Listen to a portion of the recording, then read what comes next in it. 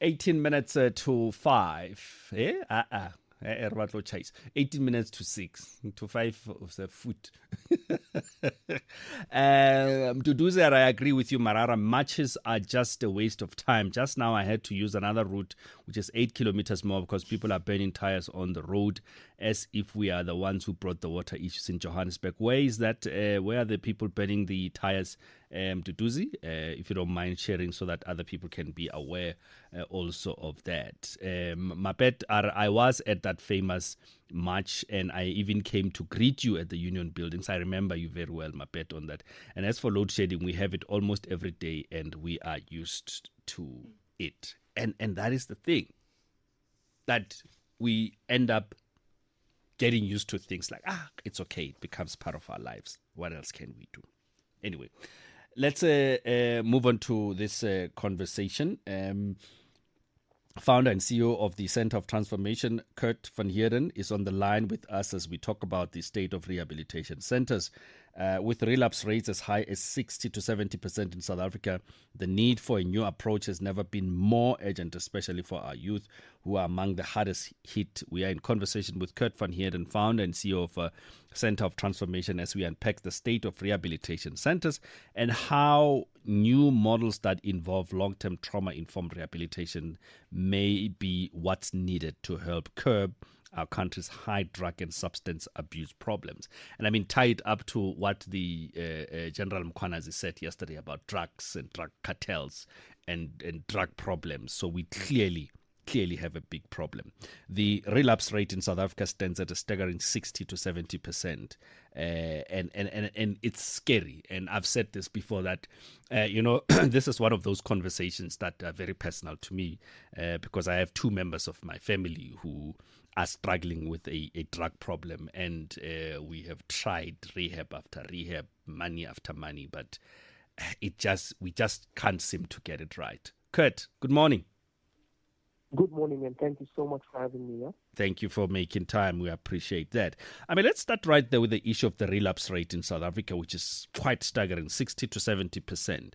What do you think are the main factors contributing to such a high relapse rate, especially when we're talking young people? I think one of the major contributions to the 60 to 70% relapse rate within South Africa is definitely the 30-day model program that's currently a model within South Africa. Simply because you cannot deal with long-term problems on short-term solutions. I mean, it takes about 3 months to 9 months for the brain to develop a new neural pathway. So any program that is less than 3 months in and of itself is setting up the one who wants recovery from his addiction for failure. And I mean, what is your assessment, Curt, of the current rehabilitation models being used in South Africa? Are they adequate in addressing the complexities, as it were, of addiction? I won't say that all of them are incompetent, but the 30-day program is definitely not the way to go. And I think currently the dominant focus of rehabilitation right across South Africa focuses on recovering the addict from addiction, but not healing them as a person. And you have to allow the healing of the person to precede their desire for recovery from addiction. Because it's highly possible to recover an individual from addiction, but still leave them incarcerated into their problem that created their addiction in the first place, in the presence of their newfound recovery. So, when you talk about trauma-related, trauma-informed rehabilitation as part of the new approach, how does trauma play a role in substance abuse? And why is it critical to incorporate this understanding into rehab programs? Because, I mean, from what I'm getting is that do not only deal with the symptom, but deal with the main problem. Trauma is intergenerational. What is not transformed in one generation is transferred into the next generation. So trauma is absolutely the root of the problem. And unless we identify what the root of the problem is as it relates to trauma in the addicted addict. We are always going to allow that addict to revisit their past. Trauma is what we need to identify as the key factor we have to work with within the life of the addicted addict. Because the trauma that they've went through as a young person, as someone who is now dealing with a problem independent of the addiction, because the problem did not create the addiction, or rather, addiction did not create the problem. The problem, which is the trauma, created the addiction. So you have to individualistically, when individuals look into a program, deal with that specific trauma that they've experienced as a child growing up. Because unless we heal the broken child within the addict, we will always judge the symptoms they display as adults. You then look at this from another aspect, Curt, as we mentioned that young people have, are the ones that are at this percentage of 60 to 70 of relapse. Given that youth are amongst the hardest hit, what specific challenges do young people face in accessing and completing rehabilitation programs? I think it's multi-layered. If I were to explain and reference it to my experience over the last 10 years as to why individuals have relapsed, especially amongst young people, is simply because of the unemployment rate in South Africa that's increasing. It's a lack of fathering within our homes, and it's a lack of role models within our communities. In our communities, in reference to what I've been dealing with over the last decade, is young people are growing up without fathers in the homes. Mothers are having to raise children as both mother and father. So these children are growing up with a lack of identity. And when they find that identity within something that makes them feel valuable, that makes them feel like they belong, whether it be a gang-related matter within the community or simply becoming a victim to substance abuse, but if they find their sense of identity within that drug, that's where they're going to feel as if they belong. And more than finding the identity within that drug, it replaces the vacuum of the absent father that's within their lives, or at worst, a present absent father. So the hurt in the young person's life is really what drives their decision to become an addict in the first place. I mean, do these rehabilitation programs touch on those things, Curt? And maybe in the same space, share with us some of the examples of new models or programs that are being piloted that have shown success in reducing relapse rates or improving rehabilitation outcomes. And I mean, as I said, that something that is very personal to me, as I'm dealing with two family members that keep relapsing, irrespective of how we try and assist.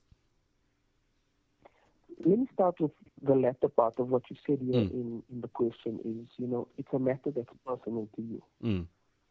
It's like when I think of someone like yourself, you're always waiting for that exhale moment when your loved one goes to a rehab. No one deals with you. No one deals with you as the affected loved one. Individuals are only dealt with independent of their families in rehab. So you have your family members that are the addicted. But then you have yourself as the affected. You have their parents as the affected. And most rehabs does not deal with the affected family. They only deal with the addicted addict. So let me give you some of the examples of a successful model like you've asked. One, we run a 6 to a 9 month program. So for example, within our first month in our program, we call it relationship building process, because it's very difficult for an addict to trust someone when they don't know how much that person cares first. Within that first month, we need to identify, are you a father? Do you have children? Or are you a child? Did you grow up with or without your father? What is your personal reason for being addicted to nyalpe, mandrax, whatever the case might be?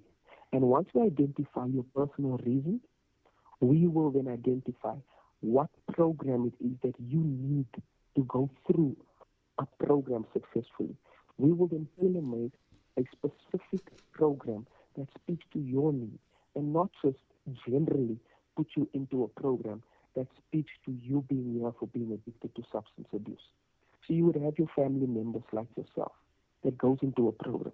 The first question that I would ask is this: what programs did they go through within those facilities? Did that program deal with the need as it relates to their trauma, the intergenerational trauma that's been transferred to them? And why are they relapsing time and time again? Chances are that you would come to identify that the rehab dealt with their addiction, but it never dealt with their person. And you can never bury the person in the graveyard of a stereotype addict. Mm. We just touched on the family involvement. How important then, Curt, is community involvement in the recovery process, and how local communities can play an active role in supporting rehabilitation efforts? It's extremely important. Individual recovery without family and community reintegration is not complete victory over addiction. I always say that family lives with the after effects of their loved one's drug addiction long after their loved one has found recovery from addiction. Family members live with mental trauma, emotional trauma. They don't know how to handle the recovering addict when he comes back home. Let me say this. Like I said, if it takes 3 months to 9 months for the brain of the addict to develop a new neural pathway, how much more for the family when that loved one comes back home? Because for years, that family had to feed their loved one through the gate. For years, that family had to sit up nights wondering where their child is, not knowing if the next knock on the door is going to be the one where they are told their son is dead or in prison. So when that child comes back home, here's what most rehabs don't deal with. The family's brain too has to develop a new neural pathway, and that too will take 3 to 9 months. So the addiction of their loved one became the normality of the family. And the normality of their loved one coming back home now becomes abnormal to the family. So the affected family needs healing just as much as the addicted addict. Because if the addicted addict now finds recovery and is reintegrated into a family that does not find healing, watch this now, he is reintegrated back into an environment where he or she will always be looked at through the lens of their past. So the addicted addict must be reintegrated back first to self.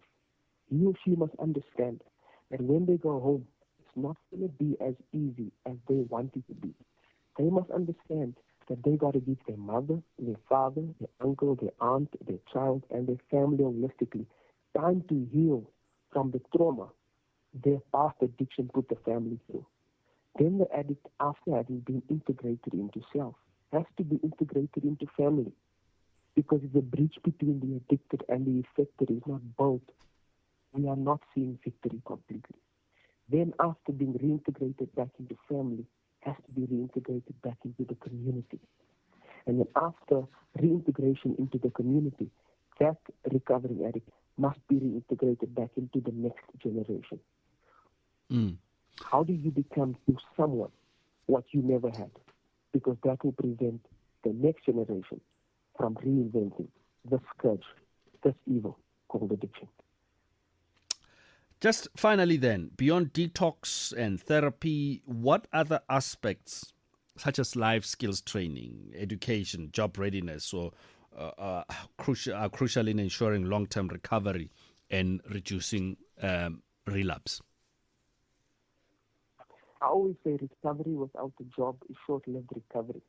So currently we are in the process of ensuring that we are employing individuals that's coming on board, that's upskilling not only our current team that in and of itself comes through the program, but also ensuring that we get the individuals who are coming to our program, we get their future to start where their past ends. And that incorporates getting them job ready and getting them marketplace ready is what we call it. And we are partnering with local businesses and local entrepreneurs within our communities that will then form part of our reintegration model at our rehab, where individuals, once they come to the latter end of the program, they will then move into the job spaces of these businesses. These businesses will empower them with the skills, and when they are completing the program and the company is happy with how they have performed at that company, the company will then employ them to work at that company. Curt, we're going to have to leave it there, but thank you so much for coming through to speak to us this morning. Appreciate your time and your insight. Curt van Heerden, and I mean, talking to us about issue that is very important and I guess ties in with a whole lot of other issues that we're talking about, the state of rehabilitation centers. Again, what kind of job are they doing? Are they doing a good job? Do you know which kind of rehabilitation centers can you take your kids to, your family members, those that are addicted, to yourself, as it were, to? Is it a question of access? Is it a question of knowing what they're doing? I mean, there's been a lot of question marks about Tatemoloto or TikTok, and his methods. Some have criticized his methods, whether he gets the job done, and if so, how he gets it, and whether it's kidnapping and all those things. Wolf are the only rehab I'm going to, Kiantate Molot. What are you going to rehab for, Kwena Wolf? You should be taking up arms, not talking to us about going to rehab. But in any case, it's a serious point and a serious issue that needs to be dealt with. We are at a point where some of these issues needs to be addressed, and it's a proper cycle that we go through all the time, where unfortunately the issues of drugs and drug cartels are always with us. It's a scary world that we are living with, and hopefully those of you who are having those kind of problems with family or yourselves find help as far as rehabilitation is concerned. Sbuda, with an open heart and an empty stomach. It's 6 o'clock. We're busy. Not to tell it at the arena. We have no time for fools who don't know what they are doing. So narrow bereka.